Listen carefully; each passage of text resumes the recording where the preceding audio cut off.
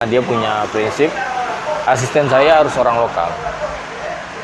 Karena saya mau karakter orang lokal diketahui oleh orang lokal, maka dia butuh bantuan orang lokal. Dan ini yang menjadikan saya akhirnya punya pengalaman banyak dibandingkan teman-teman lain yang jarang dimainkan mungkin. Kan kalau tanpa kepercayaan mereka mungkin saya juga nggak ada di posisi seperti sekarang.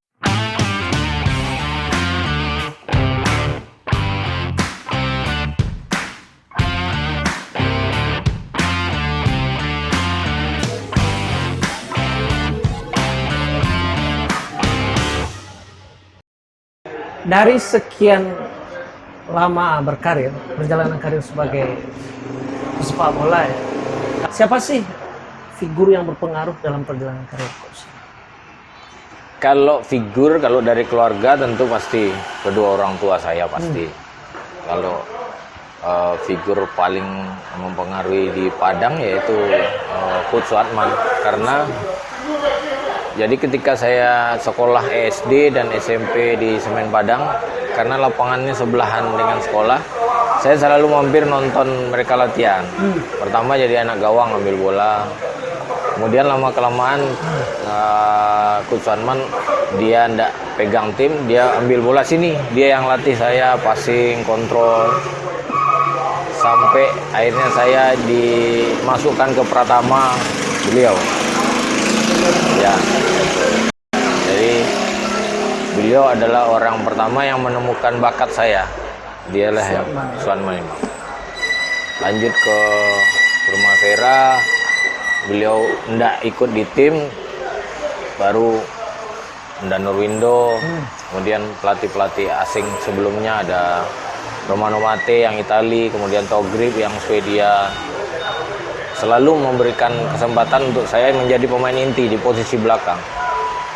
Ini yang menjadikan saya akhirnya punya pengalaman banyak dibandingkan teman-teman lain yang jarang dimainkan mungkin. Kan kalau tanpa kepercayaan mereka mungkin saya juga nggak ada di posisi seperti sekarang. Gitu. Pelatih ya. Ya, pelatih. Dan akhirnya seorang Yayan Tumena juga memilih untuk menjadi pelatih. Dan sempat mencicipi kursi pelatih timnas yang ditinggali oleh Simon gitu. Nah, cerita sedikit pengalamannya. Soalnya waktu itu kan kita dalam posisi tertekan ya. Ya. Yang bikin tertekan ini bukan pertandingannya ya, coach, Ya, tapi bukan. netizen ya. Netizennya bikin tertekan ya. Pas dapat tim itu lagi dalam keadaan tertekan, main ke Malaysia. Ya. Dan hasilnya Kalah 2-0. kalah 2-0. Ya. Sasaha gagal penalti. Cerita sedikit, gimana sih rasanya waktu itu? Kalau melatih tim nasional, saya sudah memulai sejak 2008. Ya. 2007 saya gantung sepatu, walaupun masih ada tawaran bermain di Liga 2 dengan per minggu 50 juta dan segala macam, saya menolak. Karena menurut saya lebih baik berhenti di level Liga 1, tapi saya menjadi lebih baik dipandang orang daripada saya memaksa untuk turun ke Liga 2. Prinsip ya? Ya. Ini Terus setelah itu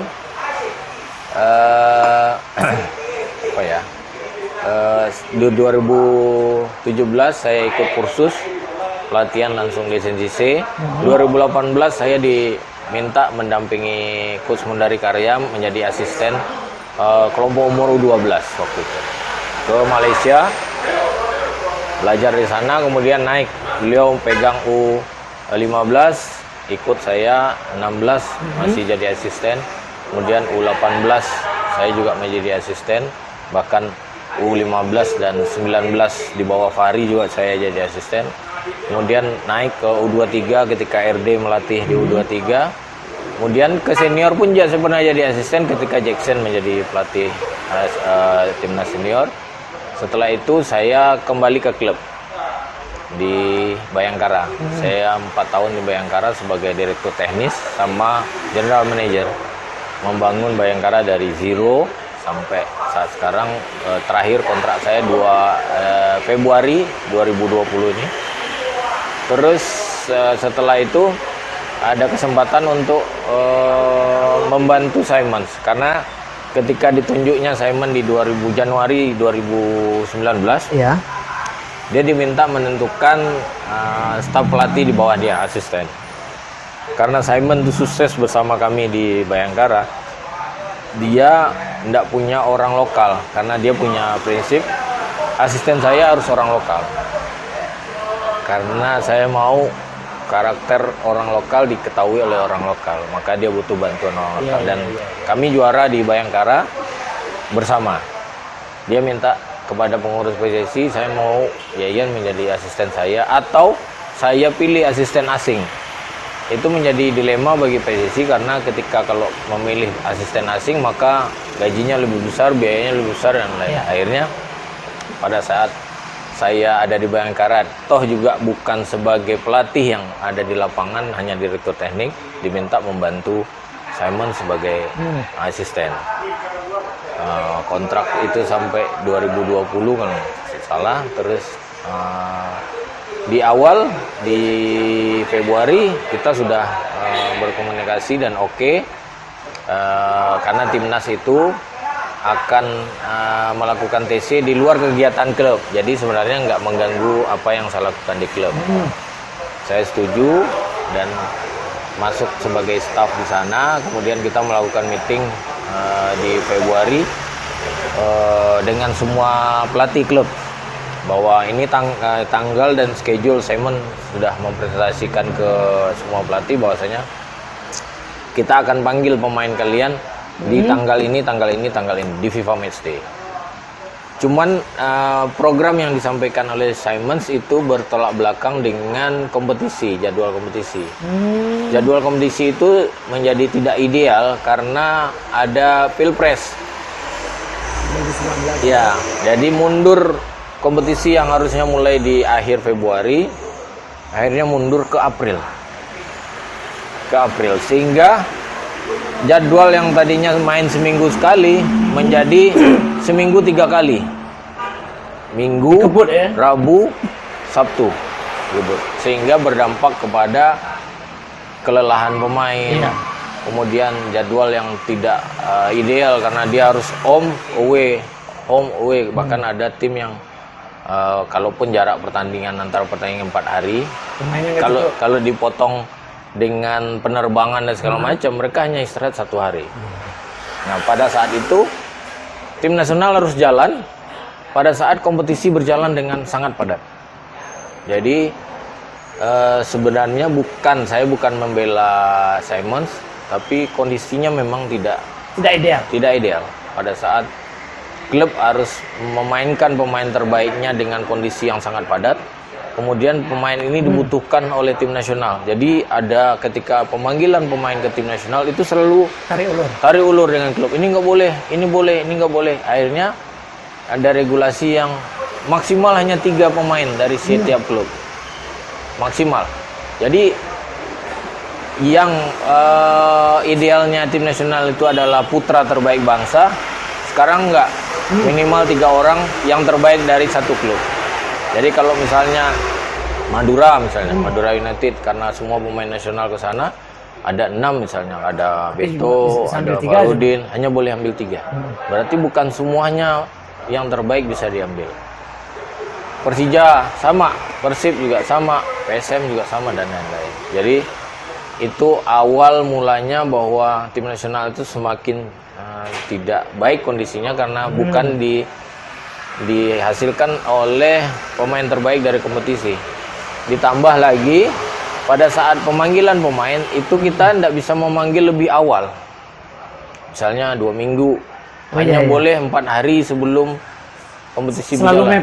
Selalu mepet. Dan pemain yang datang kebanyakan dalam posisi kelelahan dan bahkan ada yang cedera. Bayangkan tim nasional harus memainkan pemain yang lelah dan dalam keadaan cedera. Harusnya tim nasional adalah menjadi prioritas utama, tapi karena kompetisinya mepet ke belakang, maka harus bertabrakan dengan itu. Nah, dari 3 pertandingan yang kita mainkan, pertama melawan Malaysia, babak pertama kita menang, kemudian akhirnya kalah. Lawan Thailand kita menang babak pertama, kalah. Kemudian main ke UAE juga di babak pertama kita seri, kemudian babak keduanya kita mengambil kesimpulan bahwa kita hanya bisa bermain 60 sampai 70 menit. Setelah itu mereka sudah kelelahan karena fatigue atau kelelahan yang dibawa dari kompetisi. Akumulasi. Bahkan ini dibuktikan dengan banyaknya pemain yang cedera di kompetisi, bukan di timnas ya. Di kompetisi bahkan pemain-pemain asing juga bertumbangan karena padatnya kompetisi. Kita tidak menyalahkan jadwalnya. Orang kan bilang di Eropa ternyata bisa dengan padatnya main Liga Champion, kompetisi lokal macam. Karena mereka sudah terbiasa. Kemudian cara makan dan lain-lain mereka berbeda dengan kita. Jadi nggak bisa apple to apple. Dan ada di masa yang terjadi pergantian pengurus PSSI. Ketua umum sekarang Pak Irawan dengan Exco memutuskan mengistirahatkan Simon di pertandingan terakhir melawan Malaysia.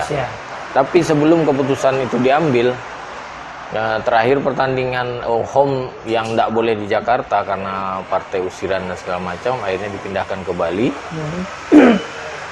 Itu setelah pertandingan dimainkan di Bali, kita kalah dari Vietnam, ada meeting pemilik klub. Regulasi yang tadinya menjadi 3 menjadi hanya 2. Oh, turun lagi. Kemudian pemain yang senior yang dipanggil ke SEA Games timnya Coach Indra Safri tidak boleh dipanggil senior. Coach Indra Safri waktu itu panggil 5, semuanya pemain inti. Iya. Evan Dimas, Samuyama, Manahati, Beto, sama Hanif. Iya, kerangka tim banget ya. Kerangka tim hilang, jatahnya jadi 2. Maka pada saat itu saya ditelepon pertama oleh Sekjen. Sekjen, ini kondisinya Exco memutuskan mengistirahatkan Coach Simon.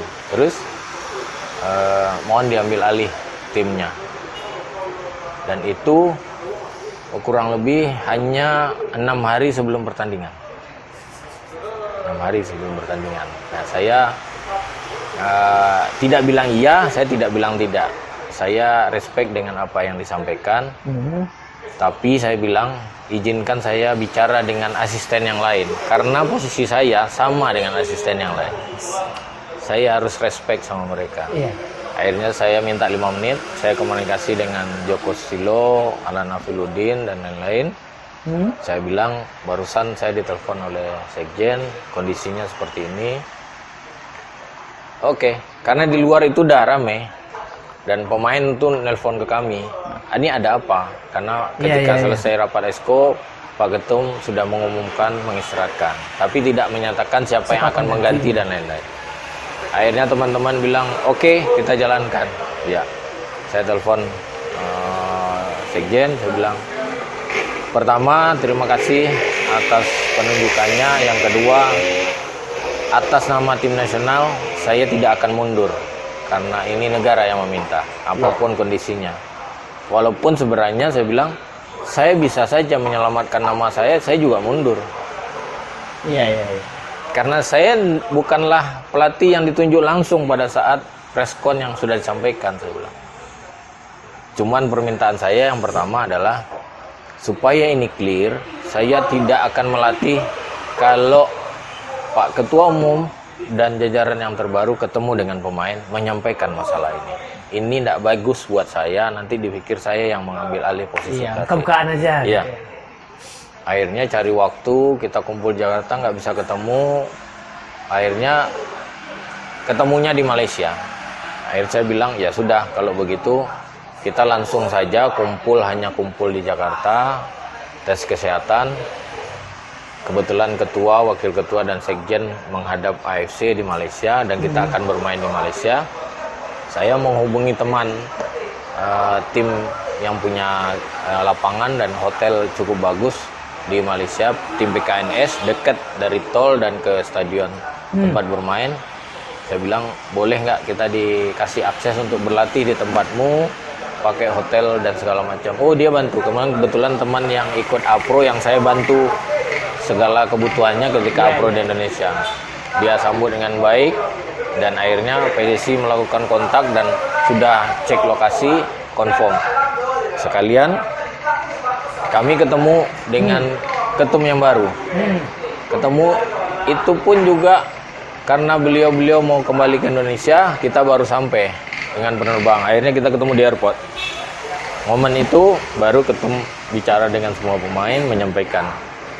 Setelah sampai di Malaysia, tinggal 5 hari, H-5. Akhirnya baru setelah disampaikan itu, baru saya bilang, ini jadwal latihan untuk 5 hari. Untuk 5 hari. Untuk 5 hari. Dan pun penunjukannya di Malaysia, informasinya sama anak-anak. Iya, dan ketum tanya, apa yang ingin kamu lakukan di pertandingan ini? Saya bilang, saya datang ke sini bukan untuk menang, Pak Ketum. Karena pertama, ada regulasi yang sudah disepakati oleh pemilik klub. Dari 3 menjadi 2. Kemudian 5 pemain saya sekarang berada di timnas U23 dan tidak boleh dipanggil. Ini harus Pak Ketum ketahui. Realistis. Harus realistis. Kemudian yang kedua, saya memilih pemain ini dasarnya adalah apa yang akan saya mainkan di pertandingan ini. Mungkin Bapak atau pengurus yang sekarang ada yang melihat pemain yang belum pernah dipanggil di timnas, tapi ini kebutuhan yang saya inginkan. Dan saya berdiskusi dengan 3 pelatih ini. Akhirnya mereka setuju. Kemudian targetmu apa? Saya kesini adalah mencuri poin, minimal dengan posisi seri. Oh ya, oke. Apa yang akan kamu lakukan? Yang pasti saya akan bermain menunggu, kemudian melakukan counter attack. Saya presentasikan itu semua. Dan itulah yang saya latih dalam waktu 5 hari itu. Dengan kondisi pemain, bahkan ada pemain, banyak pemain yang selama ini, bahkan pemain muda yang nggak pernah dipanggil timnas, saya panggil. Termasuk salah satunya stopper Semen Padang. Walaupun tidak sempat bermain, tapi buat saya itu skuad yang terbaik dari yang sisa yang terbaik untuk menghadapi pertandingan. Bahkan saya sampaikan, saya sudah punya catatan terkait apa yang dilakukan oleh Malaysia, bagaimana cara bermainnya, dan dari mana mereka menciptakan gol. Semua gol diciptakan dari sayap kanan nomor punggung 11 Safawi, dan saya harus matikan orang ini. Dan inilah cara saya untuk mematikan Malaysia. Dan alhamdulillah selama 90 menit, bahkan ketika datang di stadion, wartawan Malaysia itu menganggap, kok coach santai aja. Buat saya nggak ada tekanan dalam pertandingan ini. Alhamdulillah 90 menit tidak ada satupun crossing atau serangan yang dilakukan dari kedua sayap.